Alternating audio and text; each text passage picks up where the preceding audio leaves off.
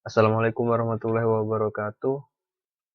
Baik, pada kali ini kita akan masuk kepada materi pertemuan 4 dari praktikum pemrograman komputer 1.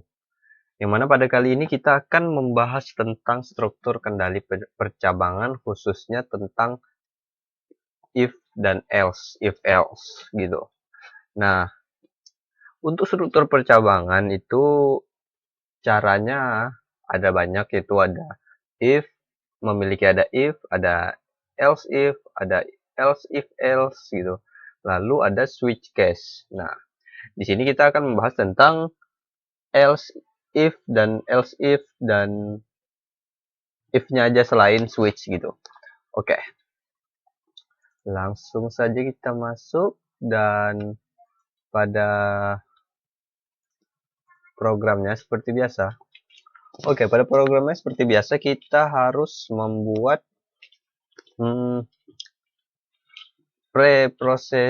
preprosesornya terlebih dahulu.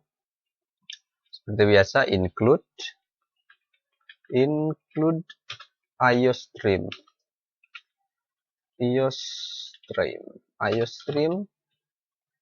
dan seperti biasa kita gunakan using namespace std.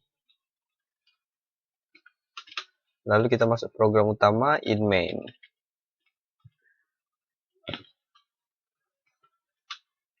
Oke.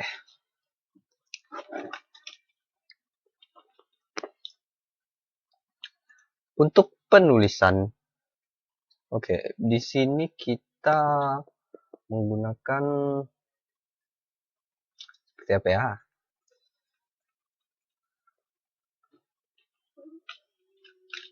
Kita buat aja variabel dulu integer bilangan aja. Oke. Di sini untuk penulisan if else if itu seperti ini. Kita bisa gunakan if, lalu kita buka kurung biasa ya. If misal bilangan.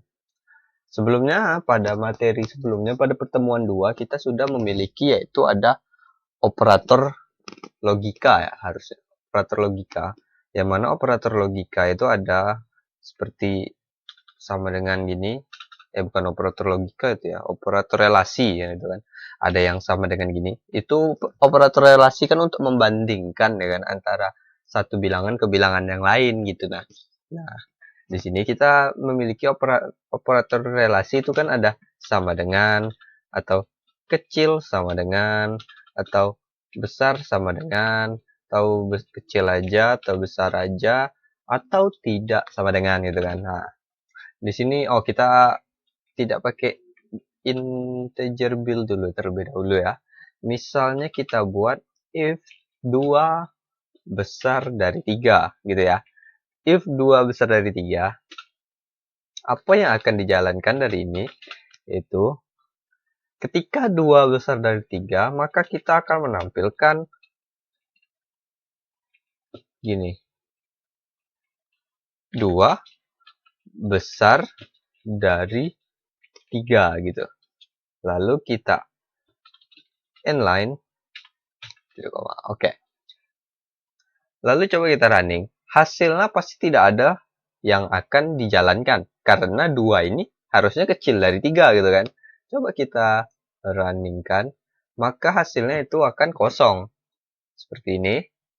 Hasilnya akan kosong, karena dia tidak akan menjalankan yang ada di dalam if gitu. Karena 2 ini harusnya bukan besar dari 3, harusnya kecil dari 3 gitu kan. Lalu kita buat sebaliknya gitu kan. 3 besar dari 2, maka nanti dia akan menampilkan seperti ini. Akan menampilkan apa yang kita buat pada di dalam if ini. Nah, di sini kan ada nih. Kita buat yang di dalam if ini 3 besar dari 2. Nah, karena 3 memang betul, karena dia true menjalankan 3 itu besar dari 2. Oke, seperti itu konsepnya untuk if gitu. Lalu ya kan? Lalu kita akan menjalankan, selanjutnya kita ada else gitu. Else ini berfungsi sebagai yang mana ketika dia menjalankan itu dia tidak true, berarti dia ketika dia salah, maka dia akan menjalankan yang else gitu kan. Oke, misal kita buat ini yang 2 besar dari 3 tadi, misal ya. Kita ulangi. 2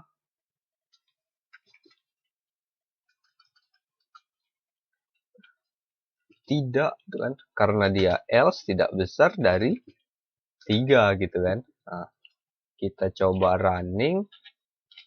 Kita balikkan dulu ini, yang 2 dan 3 ini. Ini 3, ini 2. Lalu kita running kan, dia pasti akan menjalankan yang else. Karena di sini hasilnya itu false gitu kan. Coba kita running kan. Nah, karena hasilnya dia false, dia akan menjalankan yang else. 2 tidak besar dari 3. Nah, kalau dia true, dia akan menjalankan yang ada di dalam if ini. Oke, seperti itu. Untuk perbedaan penulisan dari else dan if itu, perbedaannya tidak terlalu jauh. Akan tetapi ketika di else, kita jangan menggunakan kondisi apapun. Karena pada else ini sudah pasti kita hanya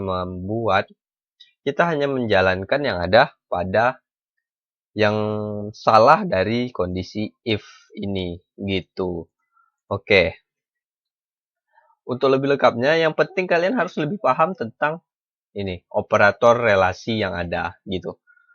Oke, selanjutnya ada kondisi lain yang mana ketika dia menjalankan ini, dia salah, tapi menjalankan ini kita tidak ingin menjalankan ini juga gitu. Dia ada kondisi yang lebih lain. Maksudnya itu ada lebih dari 2 kondisi. Jadi if-nya ini ada 2. Nah, untuk penulisan if-nya ada 2, itu seperti ini. Misal gini ya, kita memiliki, gini. Kita memiliki 2 itu sama dengan 2 gitu kan. Ketika dia 2 sama dengan 2, berarti 2 sama dengan 2 gitu. Nah, untuk penulisannya, kita tidak boleh menulis seperti ini. Kita tidak boleh menulis if lagi gitu ya. Misal ini kita copy lagi. 2 sama dengan 2. Jangan lupa kalau sama dengan itu sama dengannya 2 kali gitu. Nah, ketika kita ingin menggunakan ini 2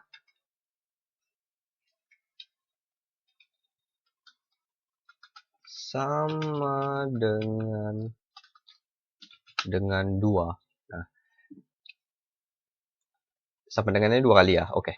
Dia di sini penulisannya dia tidak boleh seperti ini, tidak boleh menggunakan if lagi. Ini ya.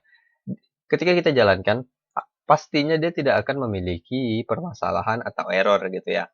Akan tetapi dia akan menjalankan true, yang mana true itu di akhir gitu. True yang terakhir dari if ini. Jadi ketika dia true di sini, dia akan true di sini. Oke. Kita gimana ya? Biar enak kita pakai inbuild sama dengan 2 ya. Oke, di sini baru kita lakukan perbandingan build. Oke, build. Oke. Kita ganti ini bilangan besar dari 2. Bilangan sama dengan 2. Bilangan. Oke. Ketika kita menjalankan seperti ini, dia akan hasilnya itu seperti, karena ini build itu dinilai dengan 2, maka dia akan menjalankan yang ada di sini. Gitu ya. Nah, lalu jika kondisinya yang kita buat sama gitu ya. Misal kita buat 4 gitu kan. 4 itu kan besar dari 3. Nah, ini kita buat 4 itu sama dengan 4 gitu. Harusnya kan ini sama-sama true nih antara 2 nih kan. Apa yang akan dijalankannya? Yang akan dijalankannya itu ini gitu. Karena enggak, yang akan dijalankannya itu bukan itu, tetapi kedua dari bilangan yang ada gitu, if yang ada. Kenapa seperti itu? Karena antara 2 ini dia akan membuat 2 beda dari 2 seleksi tersebut. Jadi kita tidak bisa membandingkan ini dan ini. Karena ini dan ini, dia dibedakannya if-nya. Karena if ini seperti dia menganggap itu adalah if yang baru. Nah, jadi ketika kita ingin membuat kondisi yang berbeda, kita bisa menggunakan else aja gitu. Else if. Jadi else pasti if, baru dibuat kayak gini. Maka dia akan menjalankan yang mana gitu ya. Coba kita running, maka hasilnya barulah dia akan menjalankan yang ini karena dia true-nya 1 gitu. Kenapa dia menjalankan yang di atas? Karena yang di atas ini duluan untuk true-nya. Karena yang di sini tidak sama gitu, berbeda, baru dia akan menjalankan. Oke.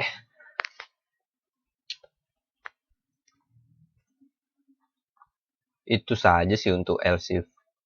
Lebih tepat penggunaannya, untuk penggunaannya.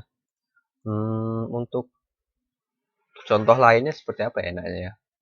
Contoh lain misalnya kita, gini aja.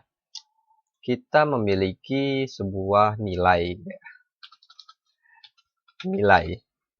Nah, ketika nilainya gitu ya, if nilai besar sama dengan 80, maka kita akan menampilkan nilai A, misalnya gitu ya. Oke, lalu kita buat nilai sama dengan besar sama dengan bukan gini tuh. Gini kah? Oh, gini. Ini salah juga nih. Oke, besar sama dengan 80. Lalu di sini besar sama dengan 60. Gitu ya. Lalu di sini kita buat juga itu ya. Copy paste 40. Lalu kita buat di sini nilai B gitu ya. Lalu nilai C. Nilai C. Baru di sini kita coba else kan.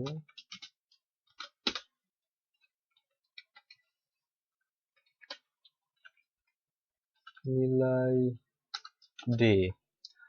Lalu kita coba isi di sini misalnya berapa ya? 70 gitu ya. Maka dia akan hasilnya ada pada nilai B ya. Harusnya. Lalu kita runningkan. Dia hasilnya nilai B. Lalu kita runningkan misal di sini 90. Maka di situ nilai A karena dia 90 besar sama dengan. Nah, lebih lengkapnya contohnya seperti ini sih, lebih pasnya lagi kalau untuk else if gitu ya. Lalu kita running kita jalankan lagi, misal di sini kita buat 20, harusnya itu nilainya D gitu ya. Kita running kan? Dan hasilnya itu adalah nilainya D. Ini. Oke, seperti itu. Oke, seperti itulah contoh untuk suatu perulangan gitu ya. Selanjutnya gitu ya. Lagi ya. Bukan perulangan, salah. Ini contoh untuk suatu seleksi yang ada pada C++, yaitu pada seleksi menggunakan if, else if, dan else. Oke.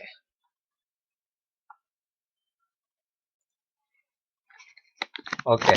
Selanjutnya, karena untuk materi tentang if dan if else itu sudah selesai dan videonya ini sedikit terlalu singkat gitu ya, tidak terlalu lama atau untuk memenuhi satu pertemuan, maka kita akan langsung masuk kepada materi selanjutnya, bukan materi selanjutnya, iya, pada pembahasan juga sama pembahasannya itu tentang seleksi atau percabangan. Itu ada yang kedua ya.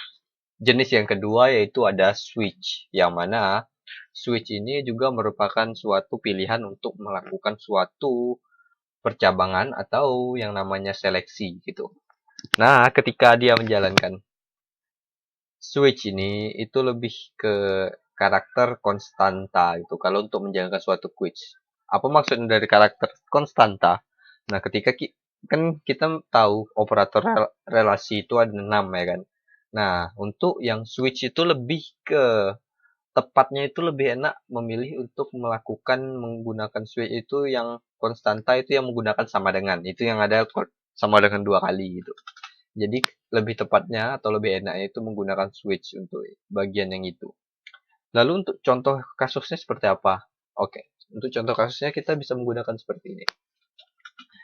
Itu konstanta itu bisa menggunakan char atau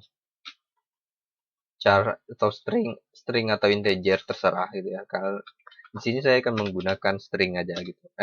Menggunakan integer aja. Lalu kita buat infill, lalu kita buat misal inputan terlebih dahulu ya.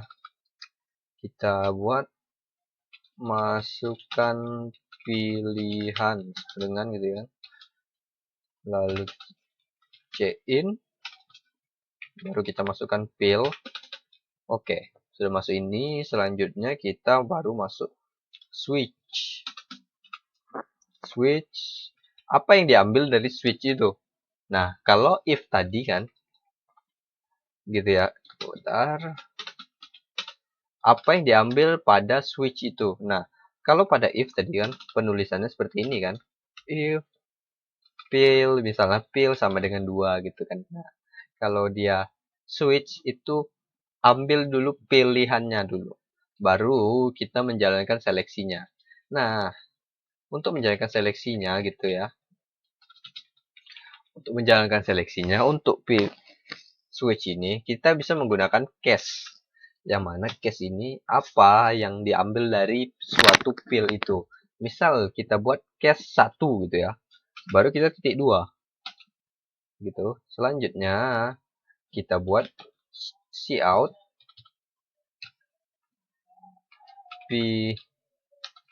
pilihan 1 dipilih gitu ya. Oke, dan kita inline gitu. Ini kenapa gini? Oke. Selanjutnya gitu. Sesudah ini selanjutnya, dan ketika kita selesai dari case 1 atau case yang dipilih, apa yang bagian yang dipilih, kita bisa menggunakan break. Berarti ini akhir dari if-nya. Kalau misalnya if itu kalau if kan menggunakan ini kan, menggunakan kurung kurawal gitu ya, untuk pilihan yang mana case-nya itu, kasusnya itu. Satu kasus itu satu kayak gini kan, dia menggunakan akhirnya itu ada di tutup kurawal, pembukanya itu ada di kurawal gitu, di awal kurawal. Nah, kalau untuk switch, kita bisa melakukan di sini. Dengan melakukan awalan itu titik 2 dan diakhiri dengan break. Jadi ketika yang ada di dalam, misalnya ini kurawal gitu kan. Nah, yang ada di dalam case-nya itu bisa kita lakukan sebelum break dan sesudah tanda titik 2 ini gitu. Itu untuk yang namanya switch gitu ya.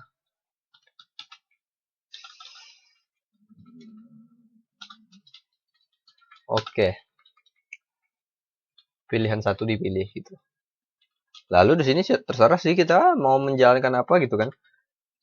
Kita bisa menjalankan seperti misal kita bisa menggunakan hasil sama dengan kita menggunakan perkalian-perkalian apa aja lah, kita bisa menggunakan di dalam case ini. Tidak harus memasukkan cout ini gitu. Oke, selanjutnya jika kita ingin melakukan kasus kedua, kita bisa buat case 2 gitu ya. Baru kita buat cout pilihan 2 dipilih. Oke, misal pilihan 1 itu apa ya? Kita ingin menjalankan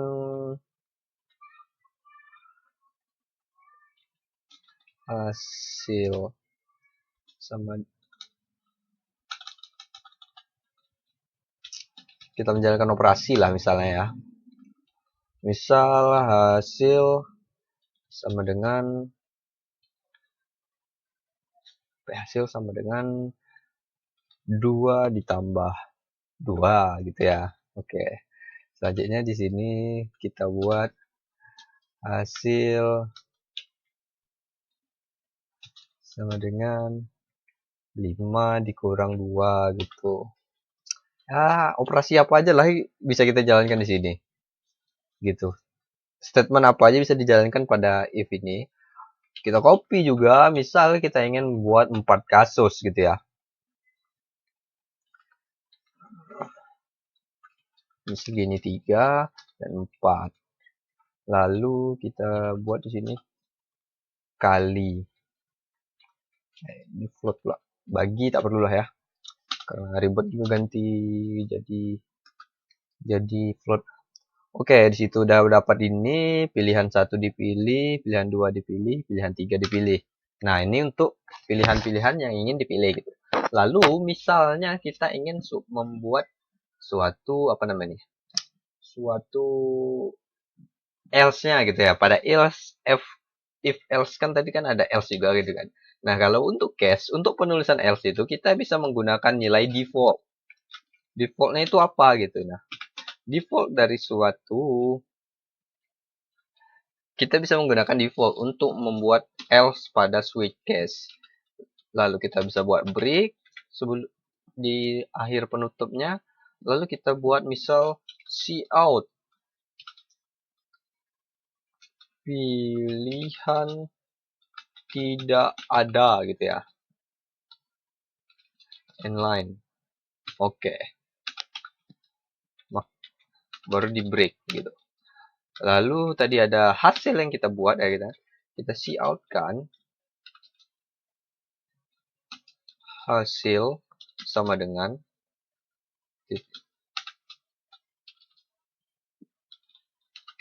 hasil inline. Lalu kita cout kan, kita jalankan, apa yang akan terjadi? Di sini kan ada masukkan pilihan, ya, masukkan pilihan. Misal kita memilih nomor 2. 2 tadi pengurangan, jadi 5 kurang 2 itu adalah 3 gitu ya. Pilihan 2 dipilih, hasil 3. Lalu pilihan kita buat pilihan 1. Pilihan 1 dipilih, hasil 4, 2 tambah 2. Lalu kita runningkan lagi. Kita pilih nomor 3, apa yang terjadi? 2 kali 2 itu 4. Gitu. Itu untuk switch case. Lalu kita bisa membuat defaultnya itu apa untuk switch case? Misal kita 6 gitu kan. Karena 6 tidak ada pilihan dari case yang ada. Nah, maka pilihan tidak ada dan hasilnya itu adalah 0. Oke. Gitu. Itu saja untuk materi switch case. Jadi perbedaannya terletak itu lebih ke gimana ya? Untuk switch case dan if itu perbedaannya kalau switch ini lebih ditentukan untuk suatu seleksi yang mana seleksi tersebut menggunakan nilai konstanta atau nilai sama dengan 2 kali gitu. Pada if else gitu karena if else lalu pada if else kita bisa menggunakan berbagai macam operator relasi. Bahkan kita juga bisa memiliki operator logika yang ingin kita masukkan pada switch case, pada if yang ada gitu. Oke. Apa ya? Itu saja sih untuk melakukan suatu percabangan atau seleksi pada C++. Yang mana pada C++ ini memiliki beberapa macam pilihan yang bisa kita gunakan. Yang pertama ada if, lalu ada if else, lalu if else, if dan else gitu ya. Koma, kita komakan.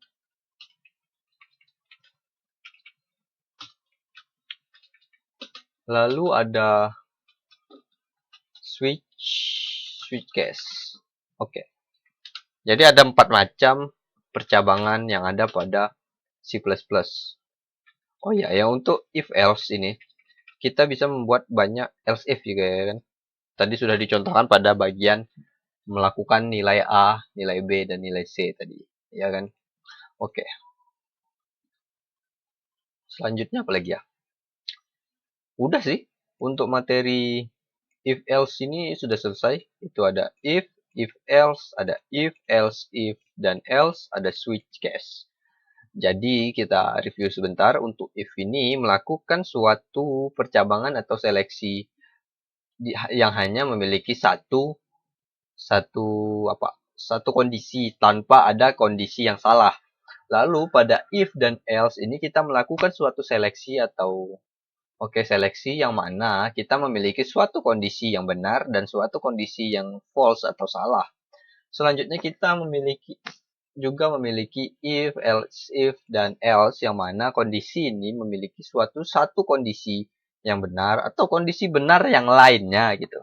Kondisi benar yang lainnya yang ingin dijalankan serta kondisi lain yang false gitu. Selanjutnya apa lagi? Sudah selesai sih itu untuk if, else if, dan switch case. Switch case itu memiliki suatu kondisi konstanta. Lebih tepatnya switch case ini lebih enak kita gunakan untuk melakukan suatu pilihan yang ada pada program gitu.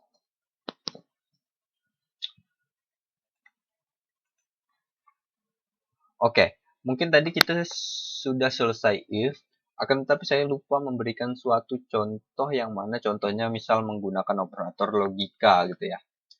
Karena sebelumnya kita memiliki operator logika gitu yang belum kita coba kita coba contohkan di sini aja operator logika ya.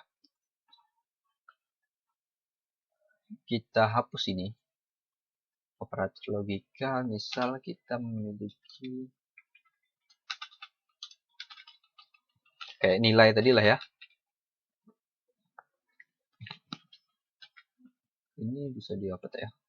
Bentar.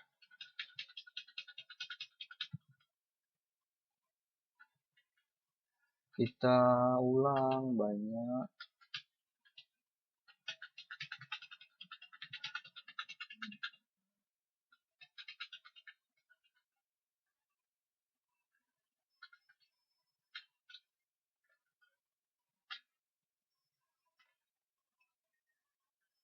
Ini nilai. Oke, ini nilai tadi ya. Untuk operator logika gitu. Misal aja gitu ya. Oke, ini untuk operator logika. Nah, di sini ketika kita memiliki operator logika yang mana logika itu bisa kita melakukan dua kondisi pada satu if ini. Nah, gitu maksudnya operator logika. Misalnya kita buat nilai kan biasanya ada 100 gitu ya. Nah, ketika kita misal menginput suatu nilai, kita buat di sini nilai 200. Harusnya nilai 200 itu tidak logis gitu kan. Nah, di sini dia kan nilainya A gitu. Nah, kita bisa membatasi suatu nilai yang ada itu menggunakan menggunakan n ya harusnya. N, bukan gitu tulisannya. Menggunakan n dengan membuat nilai gitu. Nilai kecil sama dengan 100 gitu ya. Lalu di sini untuk 60 kita bisa batasi dengan n nilai kecil 80. Jangan besar sama dengan juga gitu ya. Di sini n nilai kecil dari 60. Lalu else-nya apa gitu ya? Else-nya ketika kita merunning 200 pasti else-nya itu nilainya D. Kenapa D? Karena dia harusnya tidak D. Karena dia akan menjalankan else yang ada. Karena 200 tidak termasuk 80 sampai 100 gitu. Nah, ini untuk pembatasannya. Kita bisa membuat di sini nilai tidak valid gitu ya. Nilai tidak valid, maka di sini ketika kita merunning nilai 200 itu akan menjalankan nilai tidak valid gitu untuk pembatasannya. Nah, di sini kita bisa membuat membatasi suatu nilai yang mana nilainya itu di sini ada pembatasan dari 40 sampai 60 itu nilainya C, 60 sampai 80 itu nilainya B, 80 sampai 100 itu nilainya A. Di sini kita bisa meruningkan dan akan mendapatkan hasil nilai tidak valid ketika 200. Oke, coba kita ganti misal 90 gitu kan, maka dia akan masuk kategori nilai A karena dia sesuai dengan kondisi yang ada pada nilai A. Lalu kita misalkan 70 dia akan dinilai B, ketika kita akan masuk ke 50 dia akan masuk ke dalam kondisi nilai C gitu dan lain sebagainya. Oke, untuk penjelasannya ini maksud dari operator logika itu kan yang kita ketahui, operator logika itu membandingkan antara suatu statement ya. Oke, suatu statement anggap aja dengan statement yang lain yang mana nilainya ini ada nilai 80 dan nilai 100 dan kita melakukan N. Ketika dia true dan true, maka hasilnya akan true. Nah, ketika kita menginputkan 200 gitu ya kan. Nah, 200 itu besar dari 80 tidak? Besar gitu kan. Kecil dari 100 tidak? Tidak, dia false. Nah, maka dia false. Dia akan menjalankan terus memilih seleksi sampai else ini gitu. Untuk seperti itu untuk melakukan dua kondisi pada if else gitu. Lalu ketika cara kerja if else ini seperti apa? Sebetulnya cara kerjanya itu dia melakukan suatu seleksi itu bukan langsung memilih gitu ya. Karena dia secara runtun dia akan memilih satu-satu gini. Kita memilih nilai misalnya ini 200 gitu ya. If nilai 80 and nilai kecil 100. Apakah 200 ini besar dari 80 dan 100? Karena dia false, dia tidak akan menjalankan yang ini, maka dia akan menyeleksi lagi yang ini. Dia seleksi lagi yang ini. Oke, dibacanya lagi if ini yang ada kondisinya. Besar dari 60, 200 besar. Kecil dari 80, oh ternyata false. Berarti tidak. Berarti dia akan skip ini, dijalankannya lagi yang ini.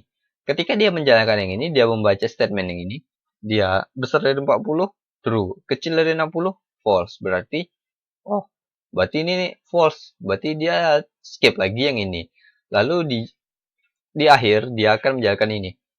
Kondisi else. Else, oh berarti karena dia tidak menemukan suatu true, nilai yang true, berarti, oh, dia tidak ada true, berarti dia akan menjalankan yang ini, gitu. Nah, misal ada satu true di mana kondisinya, misal kita buat 70. Nah, ketika kita menginputkan nilai 70, apakah nilai besar dari 80? False. Apakah dia kecil dari 100? True. Nah, ketika dia true, dia akan menjalankan ini. Oh, berarti false jadinya karena di sini false. Oke, false. Yang ini di skipnya. Lalu masuk kondisi kedua. Kondisi kedua itu ada 60 dan 80. Apakah 70 besar dari 60? True. Apakah 70 kecil dari 80? True. Karena dia true akan menjalankan yang ini. Dan yang ini akan diabaikannya, tidak akan dijalankannya. Sampai ketika ada program baru, misal cout gitu. Nah, dia akan dilangkahi else if ini.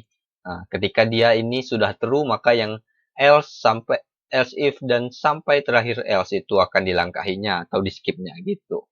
Karena dia sudah memiliki nilai true gitu.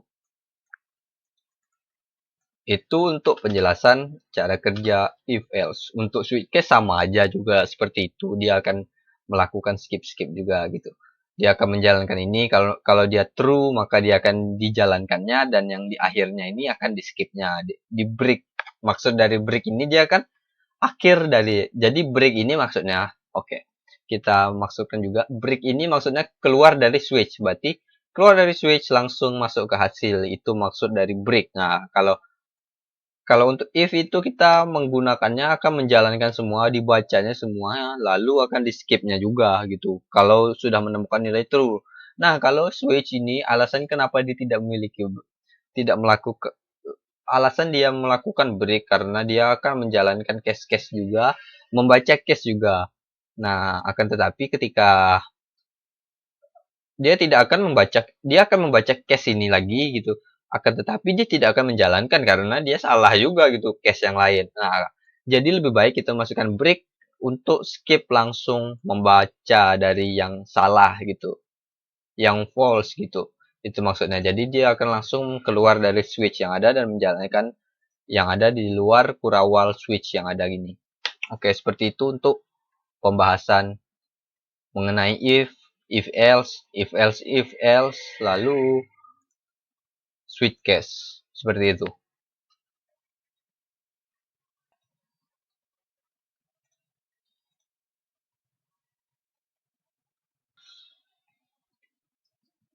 Oke, untuk tugas pada pertemuan kali ini kita akan membuat suatu pilihan. Yang mana pilihan itu ada dua pilihan. Buat suatu kondisi yang mana ada dua pilihan. Yang pertama, ketika kita menginputkan pilihan itu satu, dia akan menginputkan suatu nilai. Lalu ketika kita menginputkan pilihan itu dua, dia akan menginputkan suatu IP gitu. Coba kita input satu, lalu kita input nilai misal 90, seperti tadi dia akan menjalankan nilai A gitu ya. Selanjutnya untuk yang selanjutnya kita bisa menginputkan suatu pilihan dua gitu. Misal pilihan 2 kita menjalankan input suatu IP. Berarti IP misal dia dari 1, 0 sampai 4 ya kan. Misal kita menginputkan 3,4, dia akan menghasilkan nilai B gitu. Untuk nilai seperti yang tadi, untuk IP bisa buat 3, berapa gitu. Kondisinya terserah, kalau di sini saya menggunakan 0 sampai 2 itu D, E gitu ya, 0 sampai 2, 0 sampai 1 itu D, E, 1 sampai 2 itu E, lalu 2 sampai 3 itu C gitu kan. Lalu 3 sampai 3,5 itu B, dan untuk untuk 3,5 sampai ini pilihan 3,5 sampai 4 itu A. Seperti itu untuk tugasnya. Jadi kita memiliki suatu pilihan gitu ya. Misal gini, nah gitu. IP tidak valid. Oke. Itulah seperti gitulah istilahnya untuk. Oke, saya ulangi. Misal seperti ini kan. Ada pilihan, ada satu nilai, lalu 2 IP. Misal kita pilihan tadi nilai 2 IP tadi. Tadi ada salah ya kan, saya di 3,6 itu tidak valid. Coba saya ulangi, di sini 3,6 maka nilainya A gitu kan. Lalu misal kita buat 2, inputnya 3,2, itu nilainya B gitu. Itu untuk kondisi nilainya. Terserah sih untuk kondisi nilainya kalian buat seperti apa gitu, nilai atau IP seperti apa. Lalu untuk nilai yang satu ini nilai seperti yang sudah saya jelaskan sebelumnya pada bagian if ya kan. Misal kita buat 90 maka nilai A, seperti itu. Buat program seperti ini. Oke, jika ada yang ingin ditanyakan silahkan ditanyakan, dan jika memang ada kurang paham silahkan ditanyakan kepada saya. Dan itu saja untuk materi kali ini. Terima kasih. Assalamualaikum warahmatullahi wabarakatuh.